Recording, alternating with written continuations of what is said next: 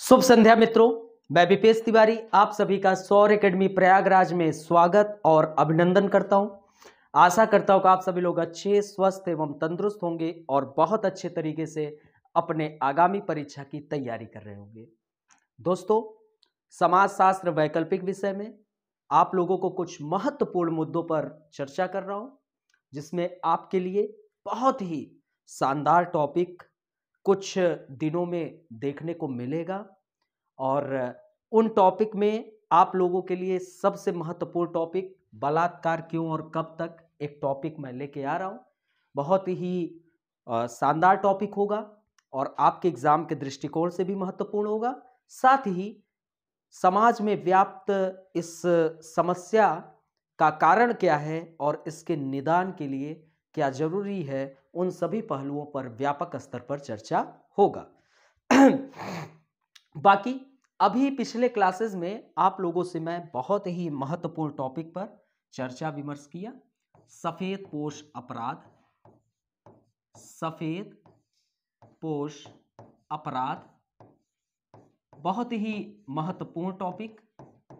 सफेद पोश अपराध, इसको हमने आपको बताया कि हम कई नामों से जानते हैं और आपके परीक्षा में नाम बदलकर प्रश्न पूछ सकते हैं। तो आपको मैंने बताया कि इसी सफेद पोश अपराध को श्वेत वसन अपराध, भद्र वर्गीय अपराध, उच्च वर्गीय अपराध, अभिजात्य अपराध, इन सब नामों से हम जानते हैं। फिर आपको यह हमने बताया कि डॉक्टर सदरलैंड ने इस अवधारणा को विकसित किया, सदरलैंड ने, और उन्होंने इसकी परिभाषा दी। प्रतिष्ठित उच्च सामाजिक पद का व्यक्ति जो अपने व्यवसाय के दौरान अपराध कृत्यों को अंजाम देता है, श्वेत वसन अपराध कहलाता है।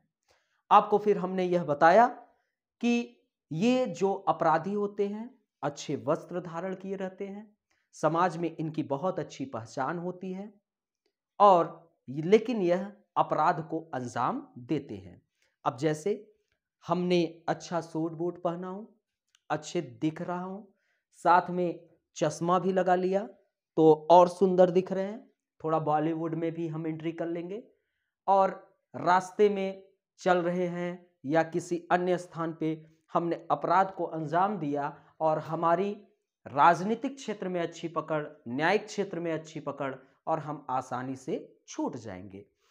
हमने आपको इस विषय में व्यापक स्तर पर चर्चा किया। सफेद पोश अपराध के संदर्भ में आपको मैंने किसने विकसित की, पिछले क्लासेस में क्या चर्चा किया, उस संदर्भ में आपको थोड़ा बहुत बता देता हूं। किसने विकसित की? सदरलैंड।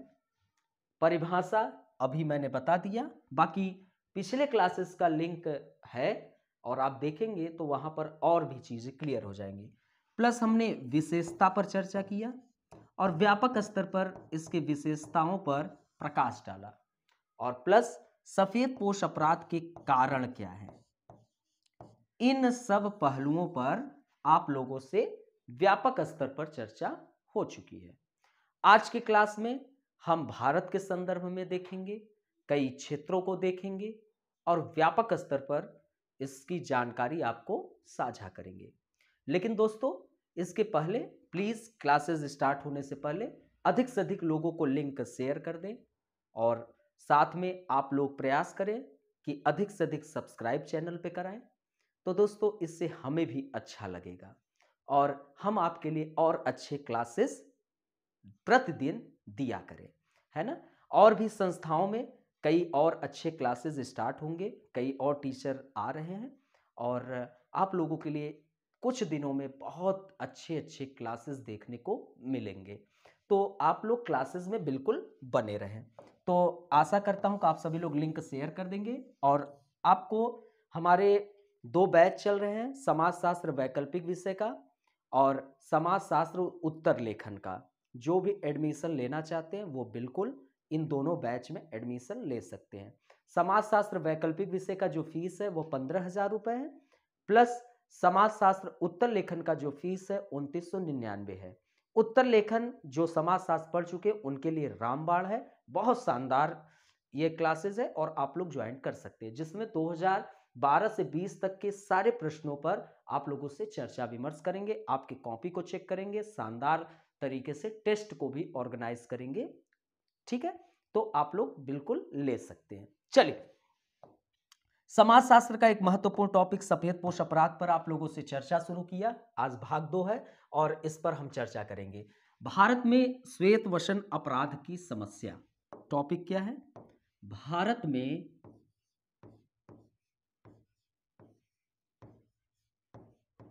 श्वेत वसन अपराध की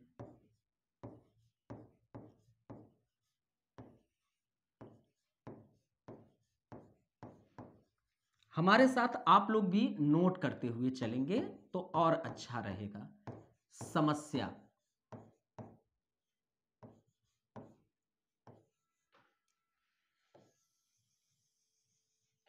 तो दोस्तों भारत में विभिन्न क्षेत्रों में श्वेत वसन अपराध की समस्या देखने को मिलती है। हम कई क्षेत्रों को आपके साथ साझा करेंगे, जैसे व्यवसाय के क्षेत्र हो गए, न्यायिक क्षेत्र हो गए, शिक्षा के क्षेत्र हो गए, ठेके के क्षेत्र हो गए। तो इन सभी पहलुओं पे चर्चा करेंगे। तो पहला इसमें जो क्षेत्र आएगा, पहला जो आएगा वह है व्यवसाय के क्षेत्र में। व्यवसाय के क्षेत्र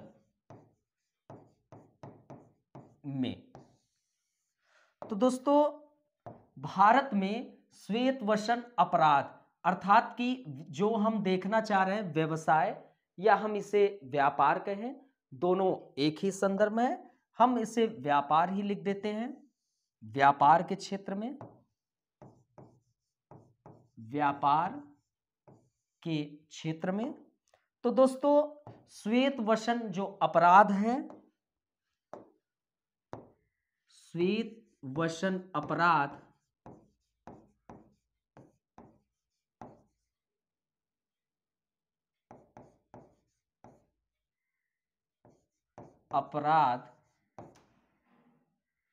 व्यापार के क्षेत्र में भी देखने को मिलता है। व्यापार के क्षेत्र में भी देखने को मिलता है। अभी हम इस पर और व्यापक स्तर पर समझाएंगे। व्यापारी एवं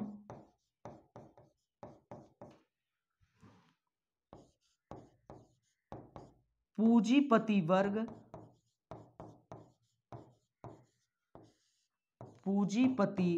वर्ग अत्यधिक धन कमाने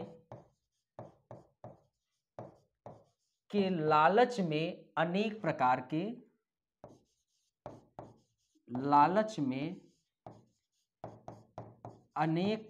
के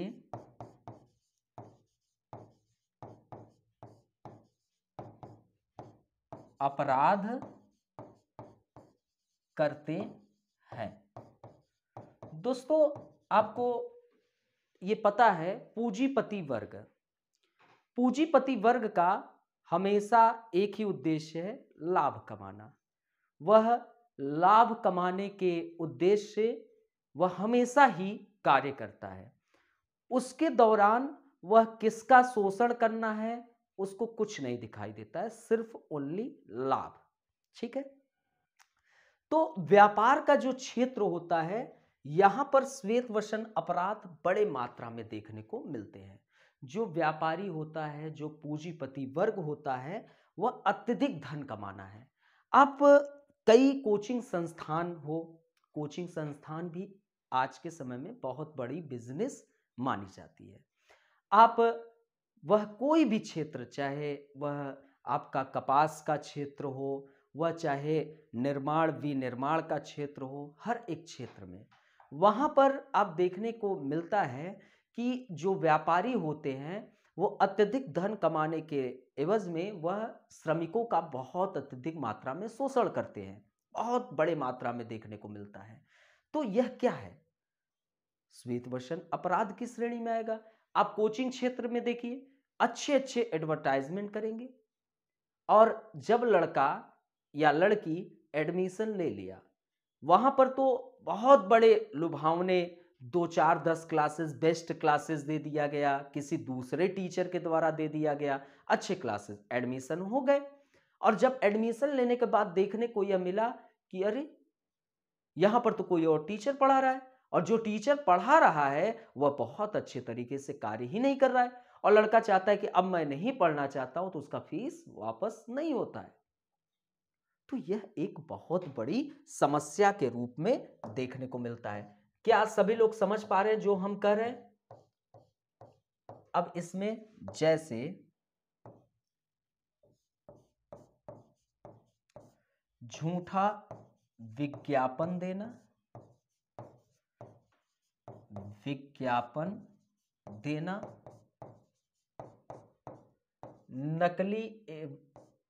नकली वस्तुएं बेचना, पेटेंट व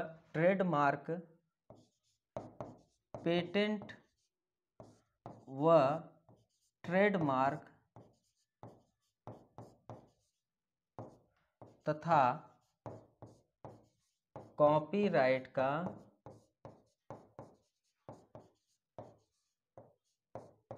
उल्लंघन करना,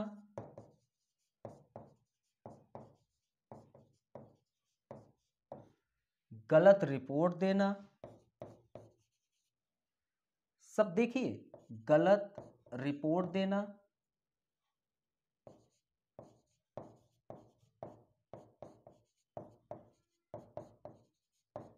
आयकर का उल्लंघन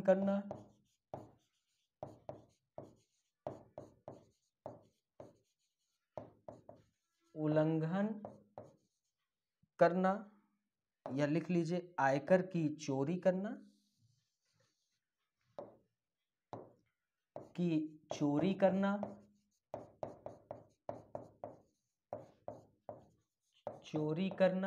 ठीक है। पैसा छिपाने के लिए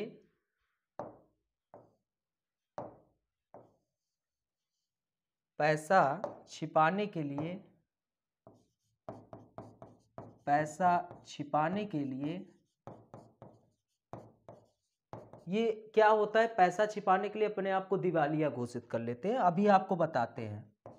छिपाने के लिए दिवालिया घोषित कर लेना,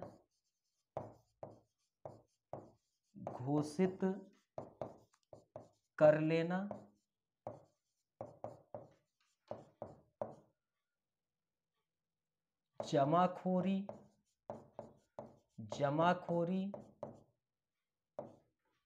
मिलावट, कालाबाजारी।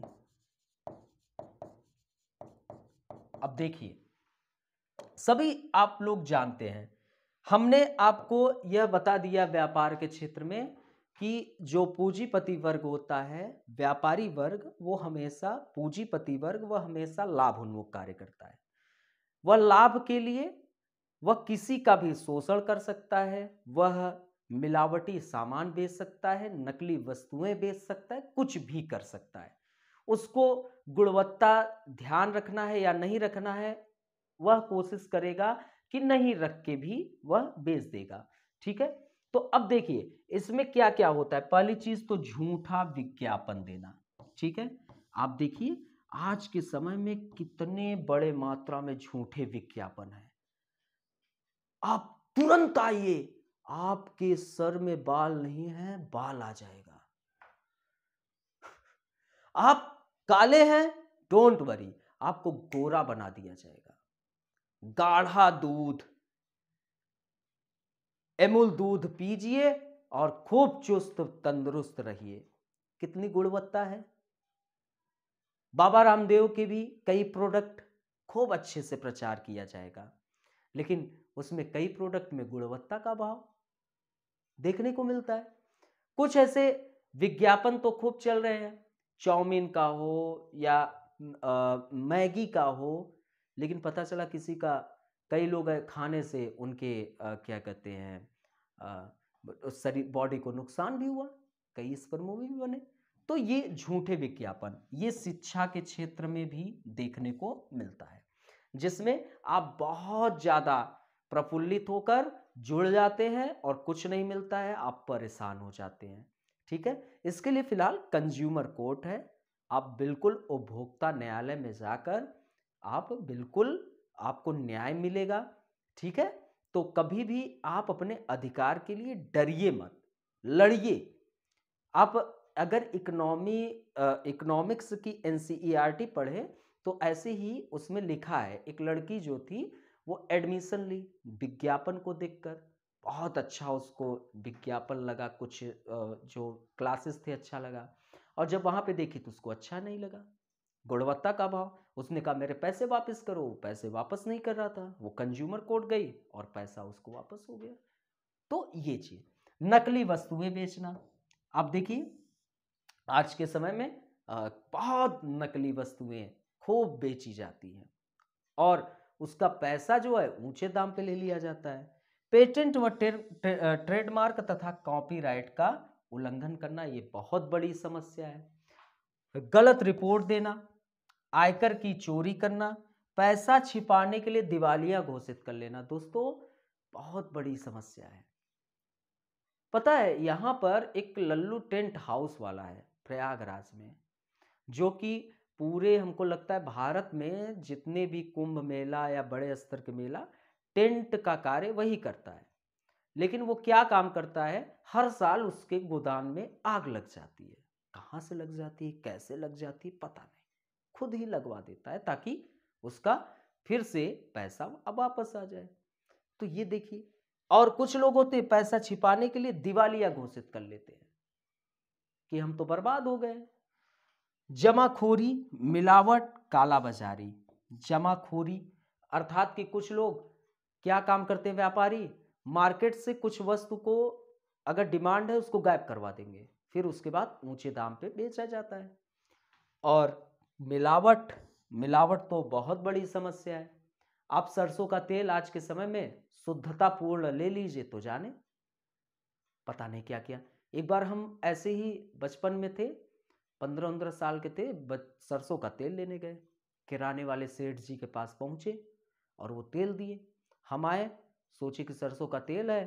अच्छा, उस वक्त हम लोग चेहरे वहरे पे पूरा सरसों का तेल लगा लेते थे, तो बाल में लगाए, फिर उसके बाद चेहरे पे लग गया, और वो इतना तेज उसमें झाग था कि आंख से आंसू निकलने लगे, क्योंकि वो शुद्ध नहीं सरसों का तेल था, वो सेंट मिला था, इतना तेज उसमें झाग था कि आंसू लगातार बहे जा रहे हैं।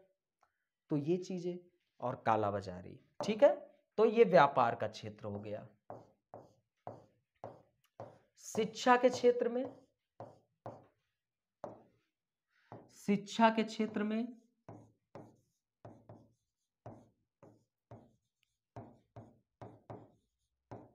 इसको तो आप लोग बेहतर तरीके से समझते ही हैं। आप देखिए, जितनी भी वैकेंसी यूपीएससी संघ लोक सेवा आयोग को छोड़ दिया जाए, संघ लोक सेवा आयोग को छोड़ दिया जाए, तो जितनी भी सेंट्रल की वैकेंसी हो या स्टेट की वैकेंसी, सभी वैकेंसी में जो है कोर्ट में लटक जा रहे हैं। अभी हाल ही में एनटीपीसी का रिजल्ट जो आया, रेलवे का, इतनी बड़ी छात्रों के साथ अन्याय हुआ, बहुत बड़ा अन्याय।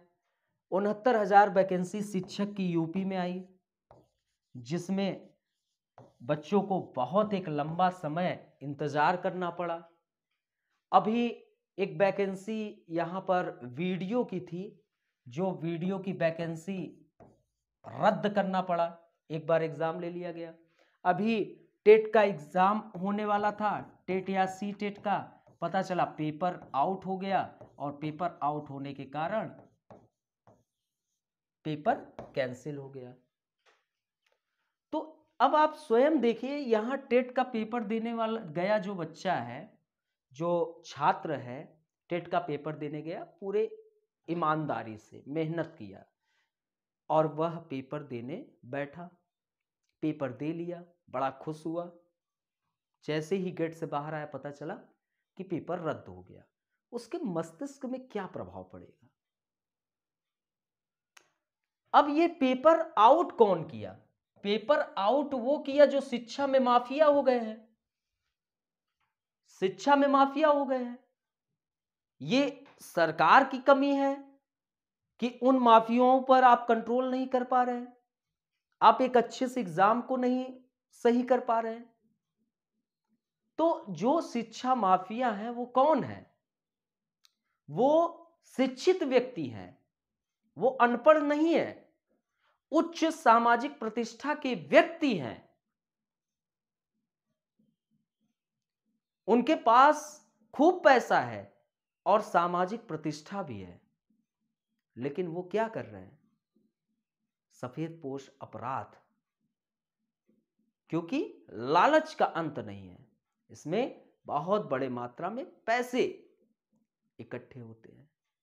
पीजीटी वैकेंसी में पता नहीं कहां से हवा में, या मतलब कि समझ लीजिए कि इस उत्तर प्रदेश के पूरे पर्यावरण में पीजीटी वैकेंसी का अगर साक्षात्कार है तो आप अगर 4 से 5 या 6 लाख रुपए रखे हैं तो आपका निकल जाएगा, नहीं रखे हैं तो भूल जाइए। आखिरकार ये हमारे वातावरण में क्यों विद्यमान है? क्योंकि पैसा लेना ही लेना है, तो ये खत्म होना चाहिए। अब एनटीपीसी के छात्र 2019 की वैकेंसी और अभी आई और जिसमें फिर से लटक गई, वो टाइम जो लॉस हो रहा है वो अन्याय है ना। तो ये चीजें, तो मतलब कि जितने भी वैकेंसी हैं उन वैकेंसी का आउट होना पेपर, या क्या कहते हैं जानबूझकर ऐसा गलती करना, क्या है? तो ये सफेदपोश अपराधी करते हैं। और दूसरी चीज इसमें,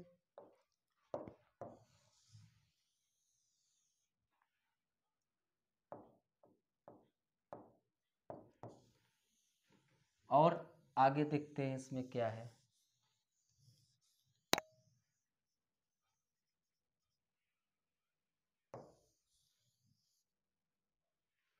अब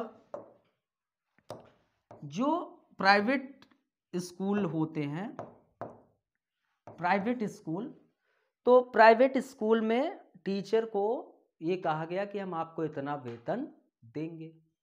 जब वो ज्वाइन कर लिया तो उसको कम वेतन देना, ये भी बहुत बड़े स्तर पे देखने को मिला है, बहुत बड़े स्तर पे ये। और ये भी देखने को मिलता है कि स्कूल ओपन किया गया, अब स्कूल के, भाई हम कह रहे हैं कि कॉपी एक 10 रुपए की भी मिल रही है, वही कॉपी स्कूल वाले क्या काम करेंगे, हमारे यहां से लीजिए वो 50 रुपए में। तो ये अंतर 40 रुपए का, तो ये बहुत बड़ा समस्या का कारण है। ठीक है, तो पहली चीज ये आप लोगों ने देख लिया कि निजी क्षेत्रों में जो स्कूल होते हैं वहां पर हस्ताक्षर आपसे करवा लिया गया इस वेतन पे, और कम वेतन आपको दिया जा रहा है। फिर वो जो वैकेंसी निकाले जाते हैं, तो ये सफेदपोश अपराध बड़े मात्रा में देखने को मिलते हैं। सभी लोग समझ में आ रहा है? अब आप लोग अक्सर ये देखते हैं कि कुछ लोग, ये होता है कि भैया डिग्री मिल जाएगी तो बड़ा अच्छा रहता है, हम पैसा दे देंगे, देखते हैं ना। अब देखिए, हम लोग उत्तर प्रदेश के जो स्कूल हैं,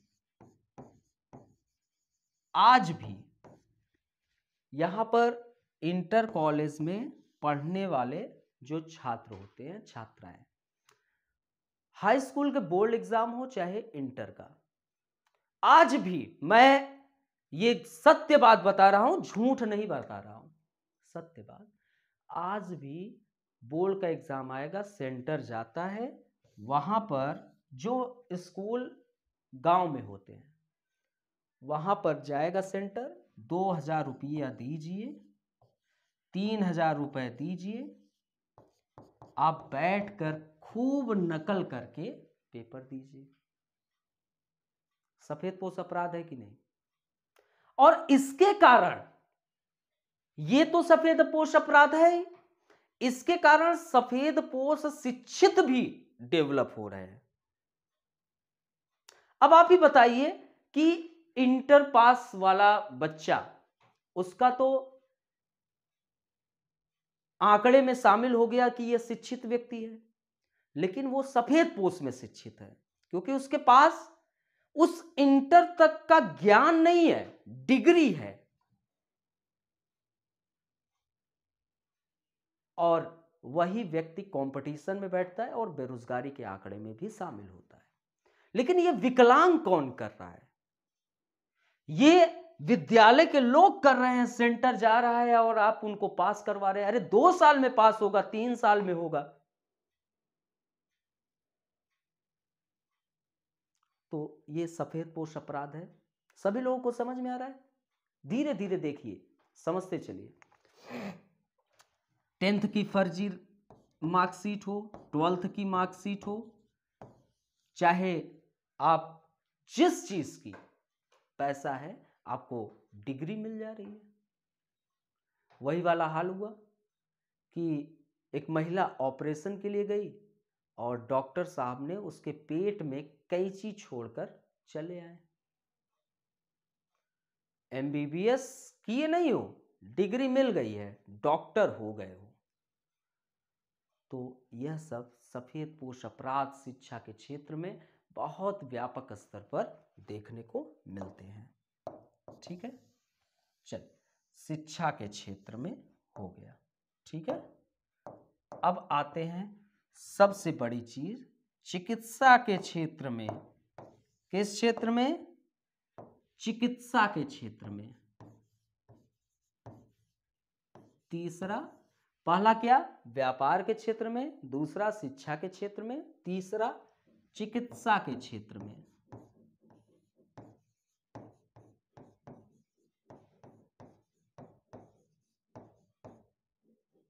ठीक है, किसके? चिकित्सा के क्षेत्र में। अब पहला, दवा कंपनियों से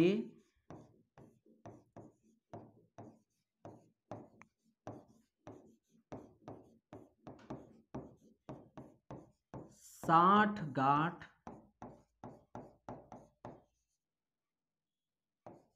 कर मरीजों को उनकी दवा खरीदवाना।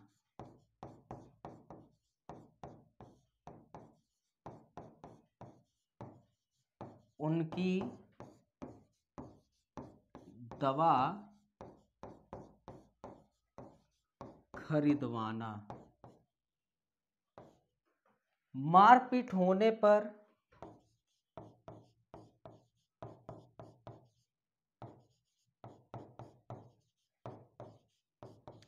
चोट लगने पर एवं बीमारी के झूठे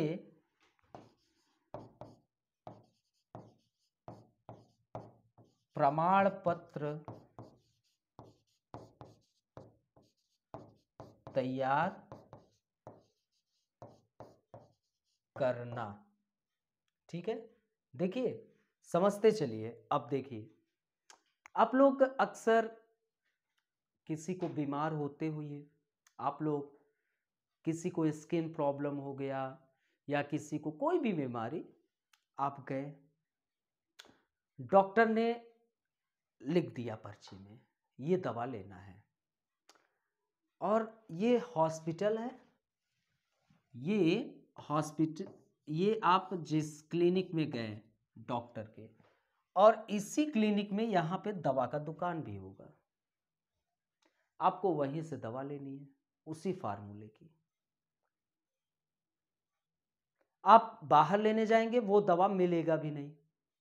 और मान लीजिए कि आप दूसरे फार्मूले के लिए दूसरी बार आप उसी को दिखाने जाएंगे, बोलेंगे कि ये दवा मैं बोला था तो ये क्यों लिए।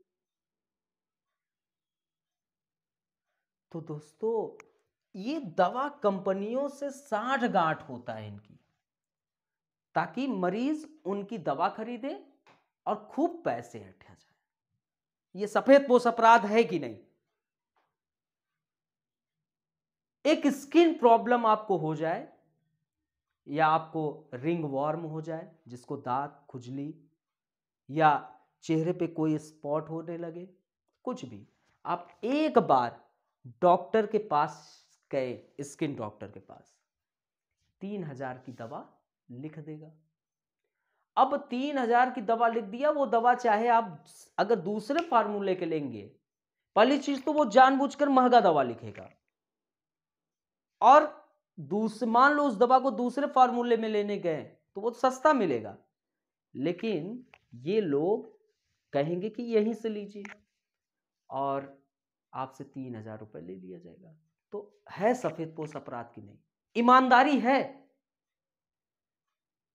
उनको इससे बिल्कुल मतलब नहीं है कि मरीज गरीब है कि वह अमीर है, उनको अपने लालच से मतलब है। आज एक डॉक्टर एक क्लिनिक खोल के दिन भर में 20-25 हजार रुपए, कुछ लोग लाखों रुपए, कुछ लोग 10 लाख तक कमा डालते हैं। तो ये है दोस्तों, मारपीट होने पर अक्सर हम लोग कॉलेज जब यूनिवर्सिटी में पढ़ा करते थे तो ये देखते थे, मारपीट होती थी, लड़ाई झगड़े होते थे, और दो पक्ष में लड़ाई हुई। अब दोस्तों, ये मैंने देखा कि मान लीजिए कि कोई थोड़ा पैसे वाला व्यक्ति है, वो झूठी रिपोर्ट तैयार करवा लेता है आसानी से। तो यह सफेदपोश अपराध है कि नहीं? अब चोट लगने, दो पक्ष गांव में लड़ाई हुई, चोट लगी, और एक बड़े स्तर का रिपोर्ट तैयार करवा दिया गया कि इसको मारा जा रहा था, मार डालते हैं। होता है ना गांवों में लड़ाई झगड़े। और दोस्तों, बीमारी के झूठे प्रमाण पत्र, ये जो गवर्नमेंट जॉब में काम करने वाले व्यक्ति लोग हैं, ये कामचोर टाइप के व्यक्ति भी होते हैं। काम से जी चुराने के लिए बीमारी का झूठा प्रमाण पत्र तैयार करवाएंगे और छुट्टी ले लेंगे, और पता चला कि कहां पर ठहर रहे हैं? नैनीताल। किसके साथ? तो जो बाहर वाली होती है उसके साथ, है ना। अक्सर लोग पैसे आने लगते हैं तो एक नहीं दो हो ही जाते हैं, तो टहल रहे हैं, एंजॉय कर रहे हैं, पता चला कहां? अंडमान निकोबार। तो ये एक सफेदपोश अपराध है। ठीक है, चलिए।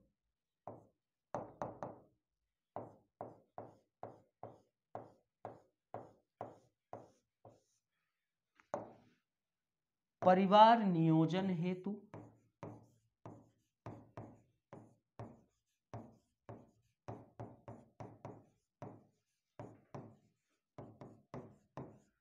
निर्धारित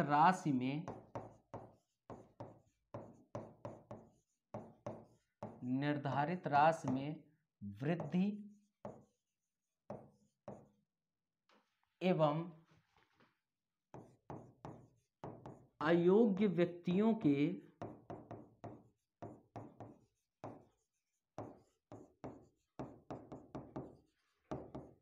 ऑपरेशन के झूठे आंकड़े देना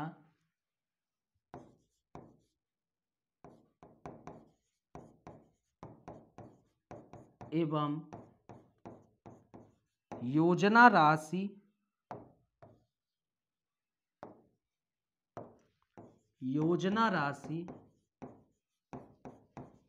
हड़प लेना,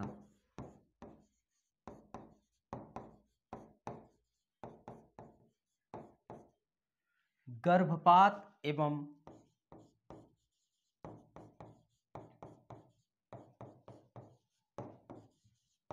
भ्रूण हत्या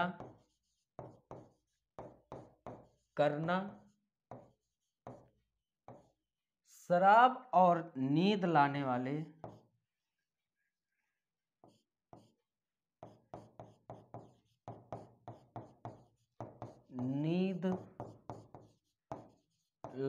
वाले औषधियों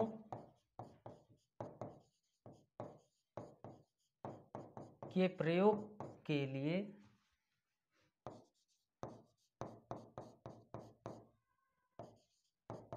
प्रमाण पत्र देना।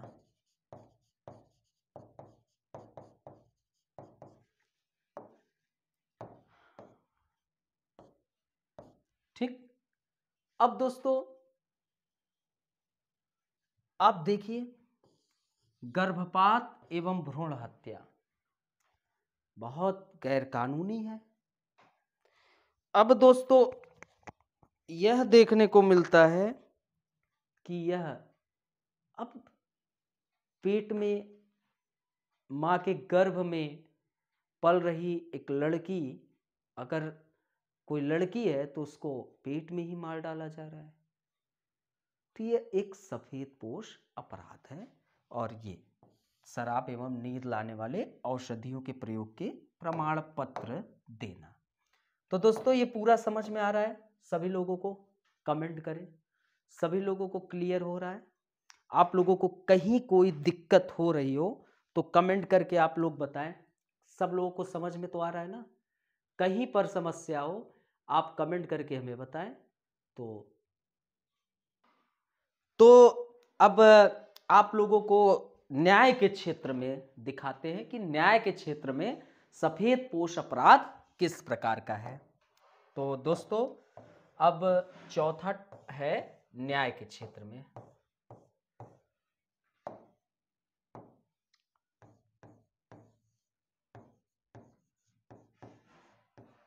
न्याय के क्षेत्र में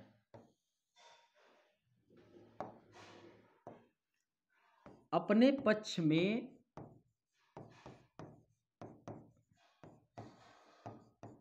निर्णय कराने के लिए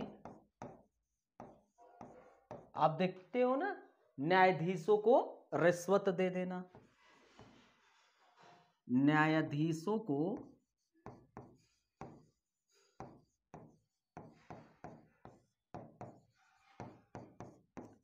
रिश्वत देना। वकीलों एवं सलाहकारों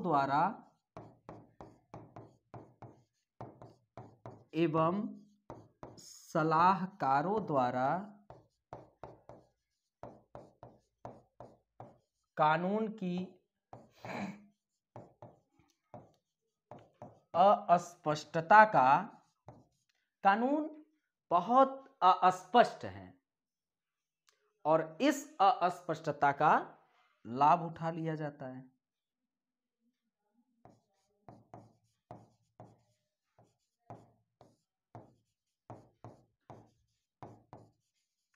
लाभ उठाना। संसद सदस्यों को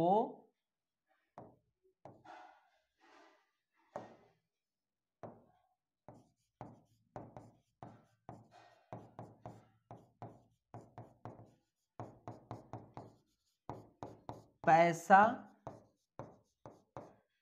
व चंदा देकर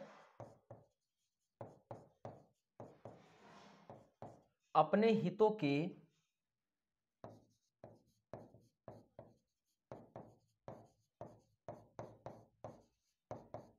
कानून बनवाना। यह सब आप न्याय के क्षेत्र में बड़े स्तर पर देखने को मिलते हैं। आप देखते हैं इस पे एक बहुत हमसे ही संबंधित एक कहानी है। एक हमारे बड़े ही खास मित्र थे, हैं भी, और उनके भाई साहब किसी मर्डर केस में, मतलब कि आपस में दो लोग बंदूक लिए थे। अब उनके द्वारा तो यही बताया गया कि बंदूक की गोली अपने से चली, लेकिन वो गोली चली और मर गया। उनके ऊपर मर्डर का केस लगा। हमसे उनकी बात हुई तो ये उन्होंने कहा कि न्यायाधीश अगर पैसे उसे देकर उनको बेल हो जाए। तो हम तो उसमें इतना इंटरेस्ट नहीं लिए। फिलहाल एक परिचित के थे न्यायाधीश, उनको नंबर दे दिया और फिर जो हुआ मुझे नहीं पता है। तो मतलब कि यह देखने को मिलता है न्यायाधीशों के क्षेत्र में। हम तो सिर्फ उनका नंबर दिए थे कि क्या जो आपको बात करनी है वो कर लीजिए और देखा जाएगा। तो ये चीज़ें देखने को मिलता है। अपने पक्ष में निर्णय कराने के लिए न्यायाधीशों को रिश्वत दी जाती है। वकीलों एवं सलाहकारों द्वारा कानून की अस्पष्टता का लाभ उठाना। वकील जो कानून के बहुत ज़्यादा सलाहकार हैं और कानून बहुत अस्पष्ट है। कोई व्यक्ति अपराध किया है और उसका अगर बहुत ज़्यादा स्पष्टीकरण नहीं है तो इस कानून के अस्पष्टता का ये सब लाभ उठा लेते हैं और खूब पैसा ऐंठते हैं। तो ये भी, और आप देखो चुनाव का समय है। चुनाव के समय में जो बड़े बिजनेसमैन हैं, कई तमाम प्रकार के लोग क्या काम करेंगे, चंदा देंगे और अपने अकॉर्डिंग कानून बनवाने की कोशिश करेंगे ताकि हम बचे रहें उस न्यायालय के द्वारा। तो ये चीज देखने को मिलता है। दूसरी चीज, हम गीता के ऊपर हाथ रखकर कसम खाते हैं कि जो बोलेंगे सच बोलेंगे, सच के सिवा कुछ नहीं बोलेंगे, और बड़े स्तर पर झूठी गवाही दी जाती है। तो दोस्तों यह चीज, अब कोई गवाह को जानकारी गुप्त रखा गया है न्यायालय के माध्यम से। अब न्यायाधीश अगर उस गवाह का नाम ओपन कर दिया सीक्रेट रूप से, रहस्यमय रूप से, तो उस गवाही को मार दिया जाता है। ये भी देखने को मिलता है। तारीख लगवाने के लिए बहुत बड़े स्तर पर ये सब सफेद पोश के अपराध देखने को मिलते हैं। अब दोस्तों ठेके के क्षेत्र में,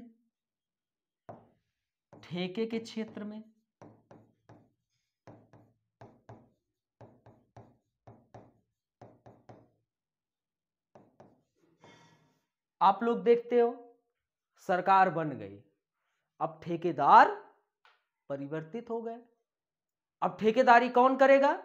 तो जो इनके चुनाव के प्रचार के दौरान इनका बहुत अच्छे तरीके से सहयोग किए हैं उनको ठेका मिलेगा। जिन्होंने खूब प्रचार किया है, अब ठेका मिला सड़क निर्माण का। अब दोस्तों सड़क निर्माण हो गई, सड़क निर्माण हो गया,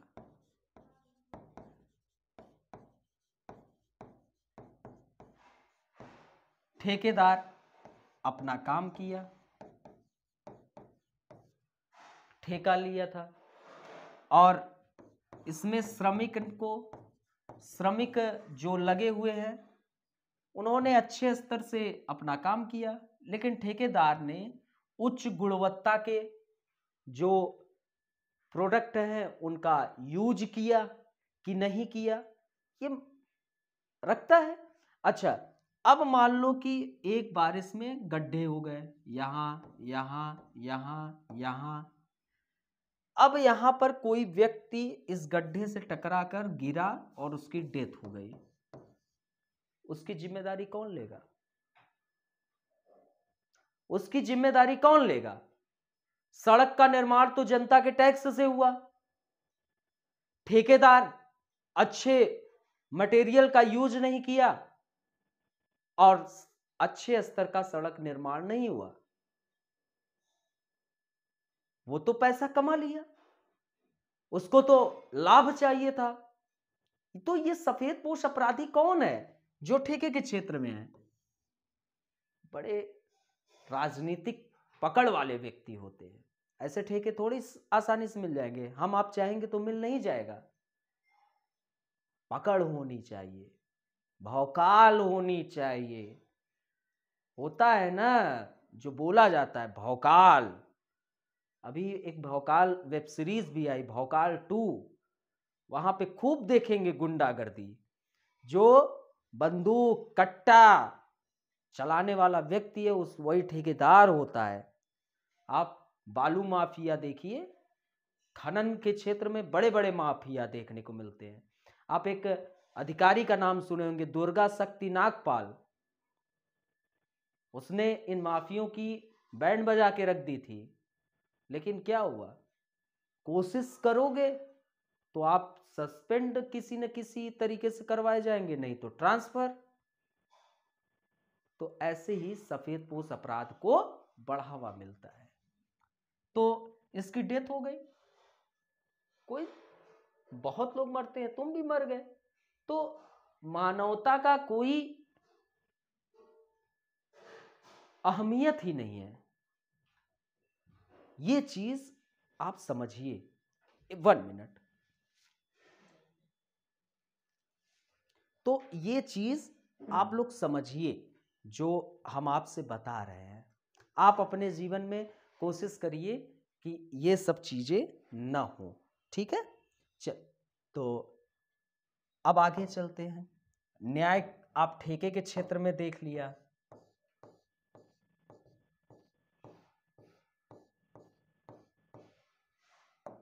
सरकारी क्षेत्र में भी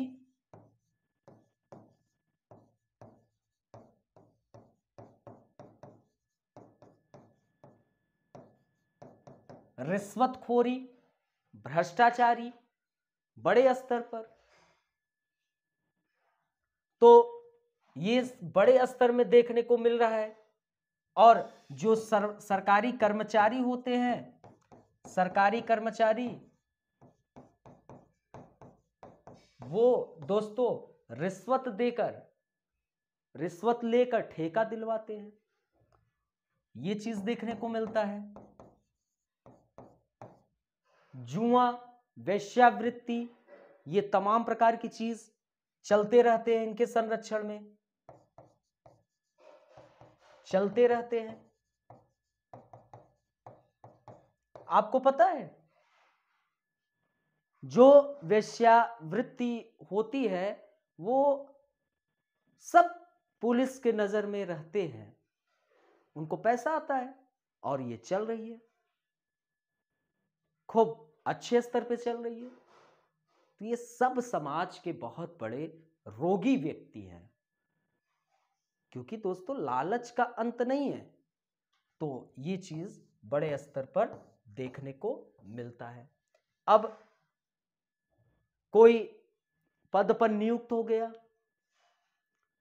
अब मान लो कि उसकी नियुक्ति कुछ दूर दराज में हुआ है, तो वो चाहेगा कि हम पास में आ जाए, और पास आने के चक्कर में, ट्रांसफर करवाने के चक्कर में रिश्वत बड़े स्तर पे खूब चलता है दोस्तों। सब आपको पता है, आप कमेंट करके बताओ, पता नहीं है क्या? तो ये क्या है? सफेदपोश में अपराध है कि नहीं, आप बताओ, है ना? कॉफी पीना हो तो आ जाइए। चलिए, तो समझ में आ रहा है? सभी लोगों को कमेंट कर दीजिए यहां तक सबको समझ में आ रहा है।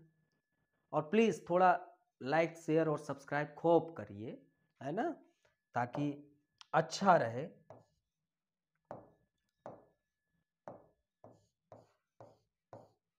चलिए,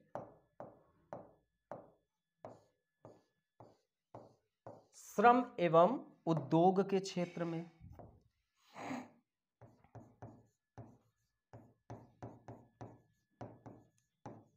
उद्योग के क्षेत्र में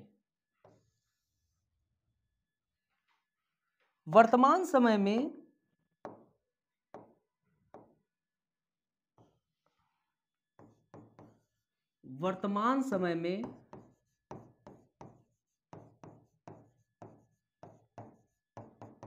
श्रम एवं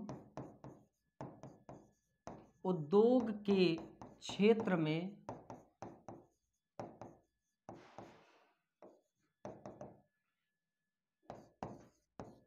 श्वेतवसन अपराध में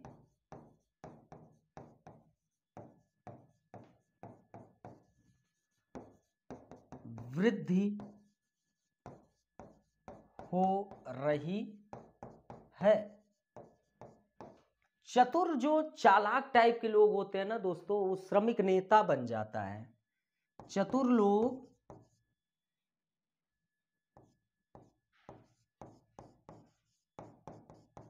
श्रमिक नेता बन जाता है बहुत चालाकी से, और जो श्रमिक नेता बन जाता है फिर वो गंदा काम शुरू कर देता है।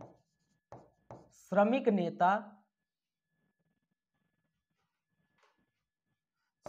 नेता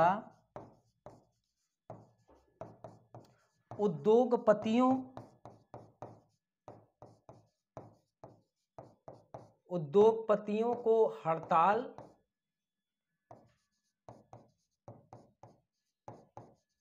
आदि का भय दिखाकर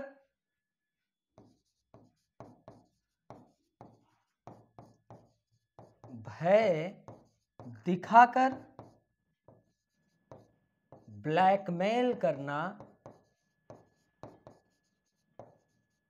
करते हैं या फिर उनमें गुप्त समझौता करते हैं। दोस्तों ये आप अभी यहां पर हैं, ये सब आप जिस दिन इस क्षेत्र में घुसेंगे, जिस दिन आप अधिकारी बन जाएंगे ना, तो ये सब आपका रोज का, ये सफेदपोश अपराध जो आपको मैं बता रहा हूं, ये आपके रोज का कार्य हो जाएगा। आप रोज देखोगे, अपने नजरों से देखोगे। ये हम आपको दावे के साथ कह रहे हैं कि सब आपको न दिखाई दिया ना, तो हमसे कहना, सब दिखाई देगा आपको। ठीक है। तो दोस्तों वर्तमान समय में श्रम एवं उद्योग के क्षेत्र में भी श्वेतवसन अपराध में वृद्धि हो रही है। जो चतुर लोग होते हैं वो क्या काम करता है, वो श्रमिक नेता बन जाता है, और जब वो श्रमिक नेता बन गया ना, तो फिर वो अपन गंदा खेल शुरू करता है। जितने ही चतुर लोग हैं वो क्या काम किए, धीरे धीरे श्रमिक को बढ़िया से मिलाए उलाए और श्रमिक नेता बन गए।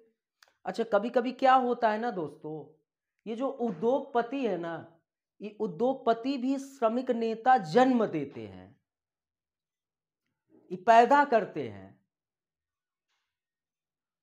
लेकिन अब देखिए इसमें दो टाइप का बन गया। एक तो चतुर लोग श्रमिक नेता बन गए, अब उद्योगपति के ऊपर दबाव डालेंगे हड़ताल का, अब कुछ कार्यों को लेकर, कुछ उनके मुद्दों को लेकर। अब ये क्या काम करेंगे, पहली चीज तो ब्लैकमेल किए, अब ब्लैकमेल करके पैसा ऐंठना, या तो गुप्त समझौता कर लेंगे, अलग तरीके से पैसा ऐंठना है। आप कई मूवी में देखे होंगे, जो नेता बनता है वो चुप्पे से बढ़िया से गुप्त समझौता भी कर लेता है। और कुछ उद्योगपति ऐसे नेता को उत्पन्न करते हैं ताकि उनको डिस्टर्ब कोई कर न पाए। तो ये चीज देखने को मिलता है, आप देखेंगे।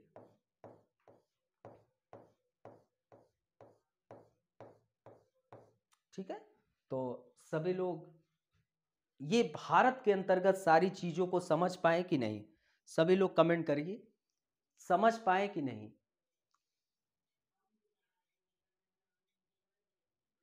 तो अब आप भारत के क्षेत्र में जो भी श्वेतवसन अपराध से संबंधित समस्याएं हैं उनको आपने देखा और कई क्षेत्रों में देखा।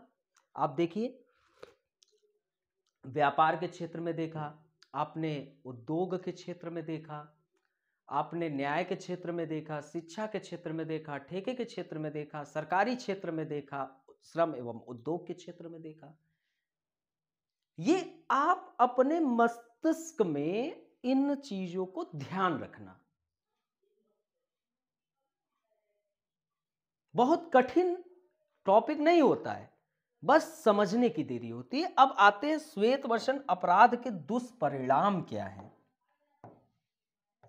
अब देखिए, जो हम चर्चा करेंगे वो आपको स्वयं दिखना चाहिए। श्वेतवसन अपराध के दुष्परिणाम, हम कुछ ऐसी चीजें बात नहीं कर रहे हैं जो आपको नहीं पता है, हम वही बात कर रहे हैं जो आपको पता है। बस ये है कि आप उस चीज को उस तरीके से नहीं देख पाए, हम आपको उस तरीके से दिखाने का प्रयास कर रहे हैं।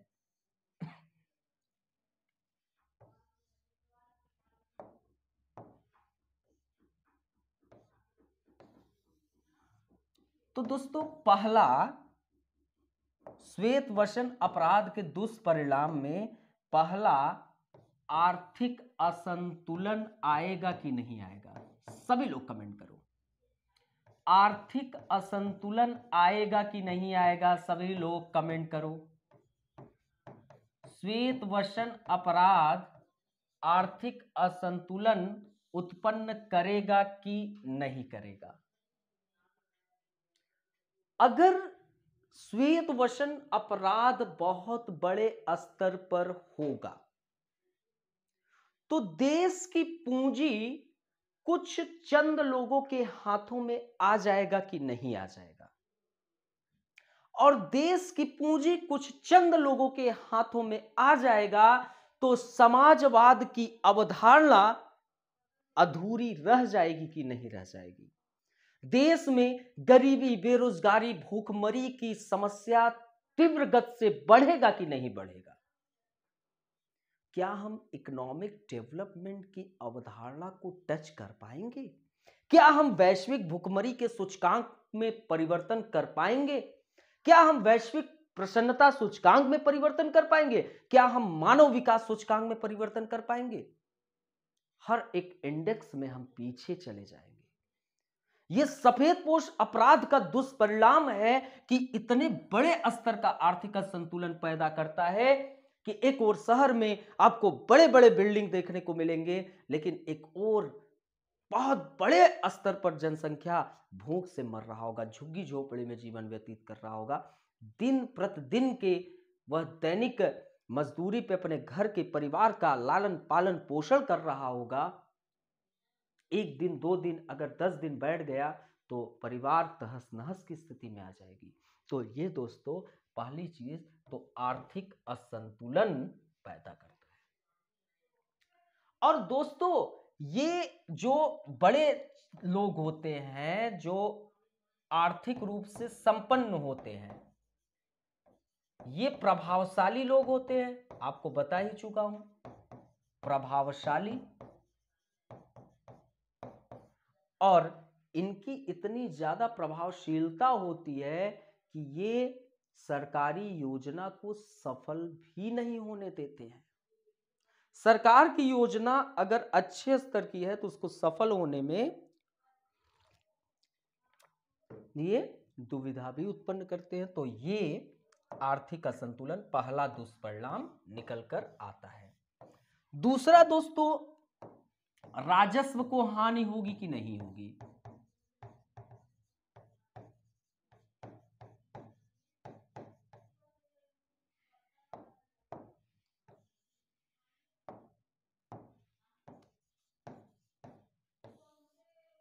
ये जो लोग अब सफेदपोश अपराधी होते हैं, इतने बड़े स्तर का टैक्स चोरी करते हैं, टैक्स की चोरी करते हैं, खूब काला धन बनाते हैं।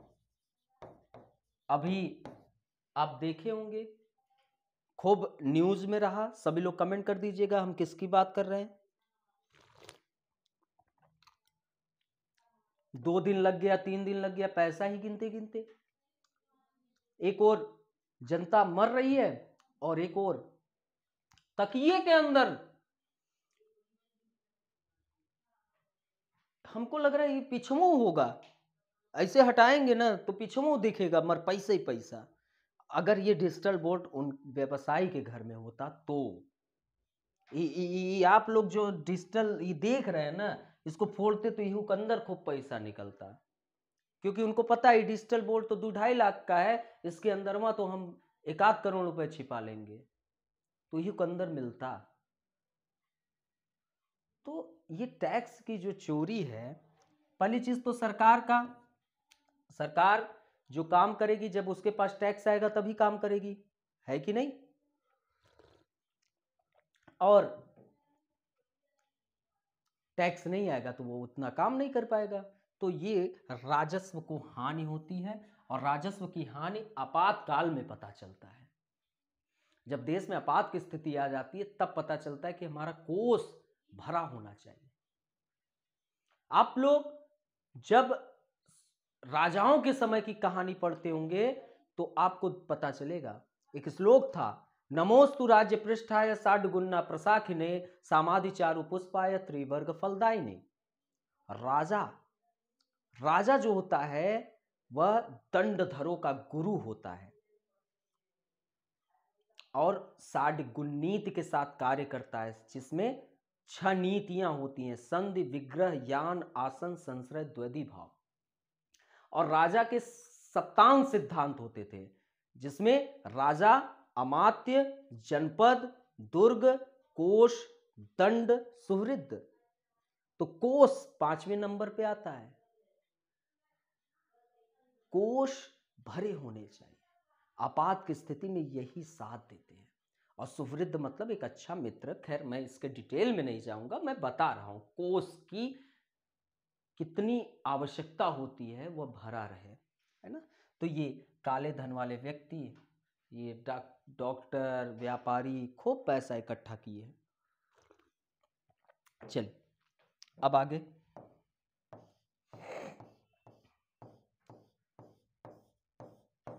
देशद्रोह।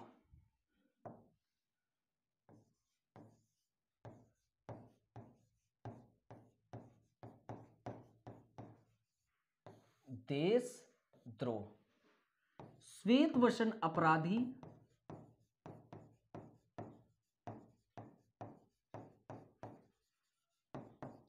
अपने लाभ को देश के हितों से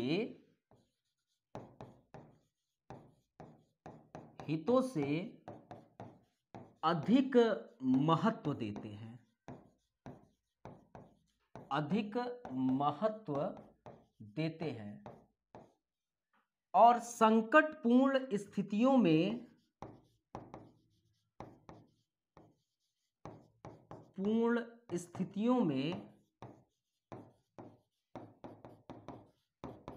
भरपूर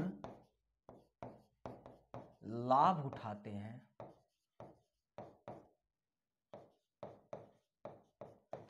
देश और समाज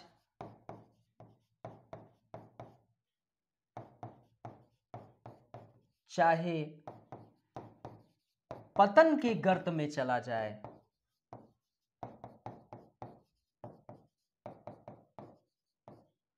पतन के गर्त में चला जाए, उनको लाभ होना चाहिए।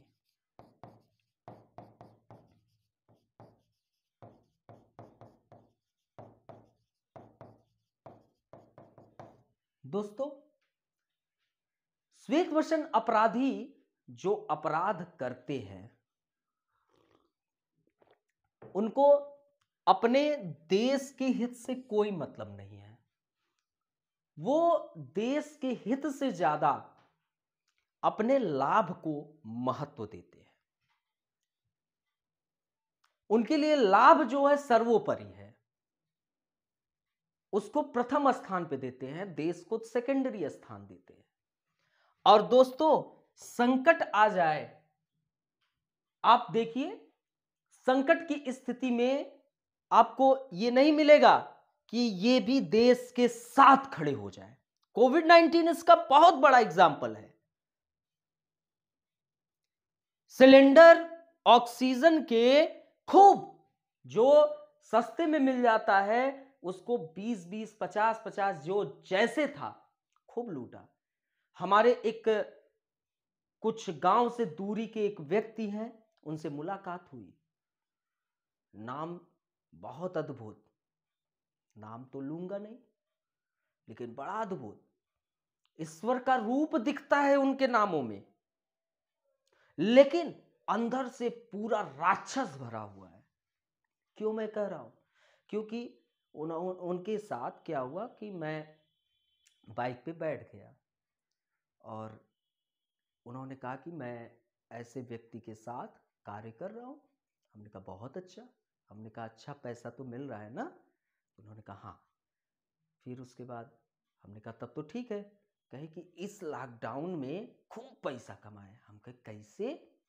तो बोले कि खूब ऑक्सीजन का सिलेंडर था, खूब ब्लैक में बेचे और खूब पैसा आया। हमने कहा गाड़ी रोक दीजिए, हमको उतरना है, हमें आपके साथ नहीं बैठना है। ये आप कृत्य जो किए हैं उसके साथ हम बिल्कुल भी नहीं है, और ऐसे कार्य करने वालों के भी। हम टीचर आदमी, पढ़ाने लिखाने वाले आदमी, पढ़ाएंगे लिखाएंगे, जितना मेहनत करते हैं उसका पैसा लेते हैं। और किसी को लगता भी है कि यार मज़ा नहीं आया, ले जाओ पैसा, हे साईं इतना दीजिए, आंगन कुटी चबाए। तो दोस्तों, संकटपूर्ण की स्थिति में भी ये देश के साथ नहीं खड़े होते हैं। संकटपूर्ण की स्थिति में भी ये अपने लाभ को सोचते हैं। उत्तराखंड त्रासदी में भी दोस्तों खूब ये तमाम प्रकार के जो सफेद पोशी अपराधी होते हैं खूब पैसा लूटे, खूब महंगे महंगे वस्तु बेचे। देश और समाज से इनसे कोई मतलब नहीं, चाहे वो जैसे गर्त में चला जाए, उनको अपने लाभ से मतलब है। ये लोग क्या काम करते हैं, आवश्यक वस्तुओं को बाजार से गायब भी करवाने में सफल हो जाते हैं। तो ये आपको दुष्परिणाम के रूप में दिखता है। ठीक है, चल, तो ये आपको पूरा इसके दुष्परिणाम समझ में आया? सभी लोग कमेंट कर दो। और अब आप लोग श्वेत वसन अपराध को रोकने हेतु कुछ सुझाव।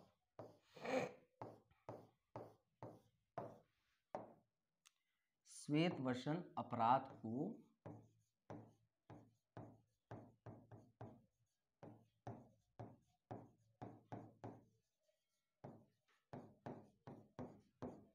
रोकने हेतु सुझाव।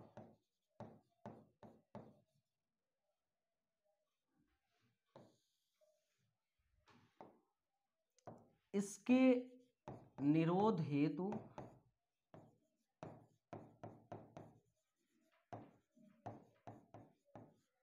आवश्यक राष्ट्रीय और प्रांतीय सरकारें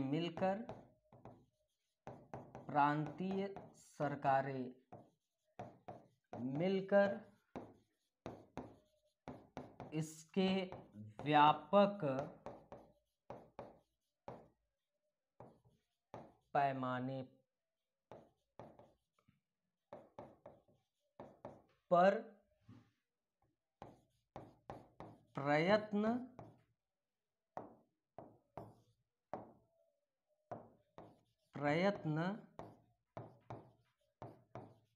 करें, और साथ ही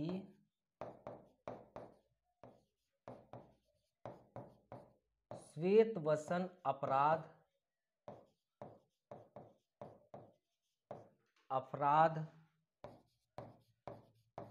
निरोध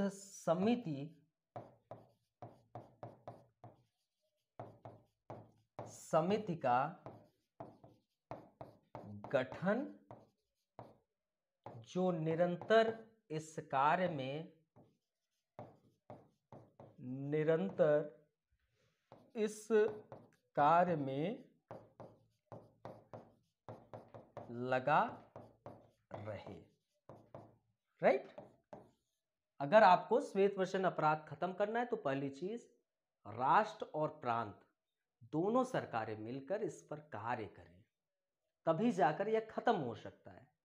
आप इस लोकतांत्रिक प्रक्रिया में आप इस देश की परिस्थिति को बदलने के लिए जनता ने आपको उस पद पर भेजा है, तो आप इसको खत्म करें ताकि हमारे भारत का उत्थान हो, साथ ही हमारे समाज का उत्थान हो, साथ ही परिवार की भी प्रगति हो। तो इसके व्यापक पैमाने पर प्रयत्न करें और साथ ही श्वेतवसन अपराध निरोध समिति का गठन जो निरंतर इस कार्य में लगा रहे।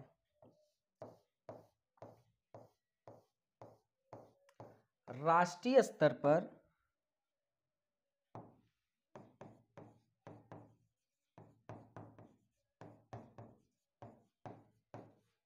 इस प्रकार के अपराधों की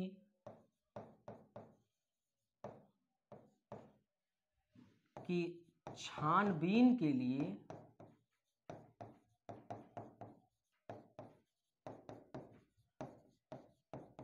जांच आयोग की स्थापना हो।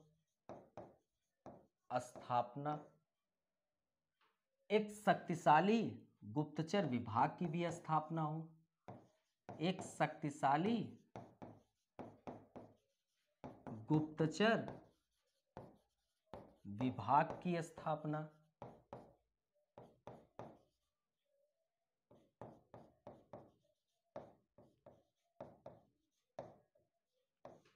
ये जो शक्तिशाली गुप्तचर विभाग की स्थापना किए हैं, तो ये बड़े गुप्त तरीके से इन जो श्वेतवसन अपराधी हैं, जो तमाम प्रकार के अपराधी शिक्षा के क्षेत्र में, व्यापार के क्षेत्र में, न्याय के क्षेत्र में, श्रम एवं उद्योग के क्षेत्र में, ठेके के क्षेत्र में, तो इन सब की रिपोर्ट को सरकार के समक्ष प्रस्तुत करें बड़े गुप्त तरीके से। ऐसा गुप्तचर विभाग, बहुत पावरफुल गुप्तचर विभाग की स्थापना की आवश्यकता है और इन अपराधों के छानबीन के लिए एक जांच आयोग की भी स्थापना होनी चाहिए। तो ये सब कुछ रोकने के उपाय, बाकी आप लोग भी देख लीजिएगा। तो यहीं पे टॉपिक समाप्त होता है। आशा करता हूँ बड़े अच्छे से समझ में आया होगा। हमने श्वेतवसन अपराध को प्रारंभ किया। श्वेतवसन अपराध के संदर्भ में आपको यह बताया कि इस अवधारणा को विकसित कौन किया, तो सदरलैंड साहब ने। और हमने बताया कि उच्च सामाजिक प्रतिष्ठा वाले व्यक्ति जो खूब अच्छे श्वेत वस्त्र, बढ़िया अच्छे कपड़े पहने रहते हैं, दिखने में लुकिंग स्मार्ट और खूब अच्छे से चश्मा वश्मा लगाए रहते हैं, जूता उता अच्छे पहने रहते हैं, और ये सब अपने व्यवसाय के क्षेत्र में अपराध करते हैं। और फिर हमने आपको श्वेतवसन अपराध की विशेषताओं की रूपरेखा रखा, सारी विशेषताओं पर प्रकाश डाला, किस किस टाइप के लोग होते हैं, और कुछ अच्छे अच्छे एग्जाम्पल भी आपको दिया। फिर इसके कारणों पर गए कि आखिरकार श्वेतवसन अपराध किस कारण है। और दोस्तों, आप लोग भी इन धनी, जिनके पास बहुत पैसा है, जो बहुत अच्छे से लुकिंग स्मार्ट है, ये मत सोचिए कि बहुत अच्छे इंसान हैं। जरूरी नहीं है। उसके पीछे कई कारण मौजूद होंगे जहां पर आप उनको सम्मान की नजर से न देखें, और आपको पता भी रहता है, लेकिन फिर भी आप देखते हैं। आज भी आपके लिए आमिर खान, सलमान खान बहुत बेस्ट इंसान है। ठीक है, जैसा आपकी इच्छा। तो दोस्तों, हमने कारणों पर चर्चा किया। फिर उसके बाद आज के क्लास में भारत में विभिन्न प्रकार के जो श्वेतवसन अपराध देखने को मिलते हैं, उसमें आपको हमने व्यवसाय के क्षेत्र में दिखाया कि व्यवसाय के क्षेत्र में किस प्रकार के पूंजीपति लाभ के उद्देश्य से, वह हमेशा लाभ कमाने के उद्देश्य से वह तमाम प्रकार के अपराध करता रहता है। वो व्यवसायी कौन है? उच्च प्रतिष्ठित, सामाजिक में उनकी अच्छा स्थान है, वही व्यक्ति है। ये पर्यावरण को भी बल भर खूब नुकसान पहुंचाएंगे और बच निकलेंगे। लेकिन उससे नुकसान किसको हो रहा है? उस समाज को नुकसान हो रहा है, वहां के बच्चों पर बुरा असर पड़ रहा है केमिकल फैक्ट्री के द्वारा। उसको भरपाई कौन करेगा? आप ही तो करेंगे। विकास उतना होना चाहिए जितना आवश्यकता है, लेकिन विकास के कारण अगर मानव पे असर पड़े तो वह विकास की आवश्यकता भी नहीं है। तो हमने व्यवसाय के क्षेत्र में आपको बहुत डिटेल में बताया, शिक्षा के क्षेत्र में बताया, न्याय के क्षेत्र में बताया, श्रम एवं उद्योग के क्षेत्र में बताया, ठेके के क्षेत्र में बताया, सरकारी क्षेत्र में बताया। फिर उसके बाद इसके दुष्परिणाम पर गए। दुष्परिणाम में कितना बड़े स्तर का आर्थिक असंतुलन पैदा करता है वो मैंने बताया आपको।